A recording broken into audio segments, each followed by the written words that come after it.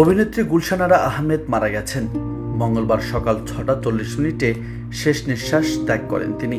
সামাজিক যোগাযোগ মাধ্যম ফেসবুকে এক স্ট্যাটাসে তার মৃত্যুর বিষয়টি নিশ্চিত করেছেন পরিচালক কাজল আরফিন অমি। ফেসবুক স্ট্যাটাসে নির্মাতা অমি লিখেছেন, ইন্না লিল্লাহি ওয়া ইন্না ইলাইহি রাজিউন।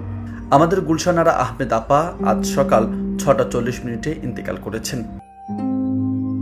অমি আরও লিখেছেন, ব্যাচেলর পয়েন্টে উনি কাবিলার আম্মা নোয়াখালীর চেয়ারম্যান চরিত্রে অভিনয় করেছেন। আপনাকে আমরা মিস করব আপা।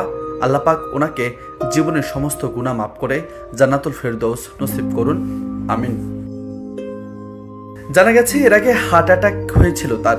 পরে এই অভিনেত্রীকে একটি হাসপাতালে আইসিইউতে লাইফ সাপোর্টে নেওয়া হয়েছিল। সেখানে তিনি চিকিৎসাধীন অবস্থায় সকালে মারা গেছেন। 2002 সালে বাংলাদেশ টেলিভিশনের একজন তালিকাভুক্ত শিল্পী হিসেবে টিভি নাটকে গুলশান আরার অভিষেক ঘটে। তবে তার প্রবল ইচ্ছা ছিল নিজেকে একজন বড় পর্দার অভিনেত্রী হিসেবে প্রতিষ্ঠিত করার। সেই ইচ্ছার ভালো লাগা থেকে গুলশান আরা প্রথম অভিনয় করেন প্রয়াত এনায়েত করিম পরিচালিত কদম আলী মাস্তান চলচ্চিত্রে। নিউজ ডেস্ক, বার্তা 24।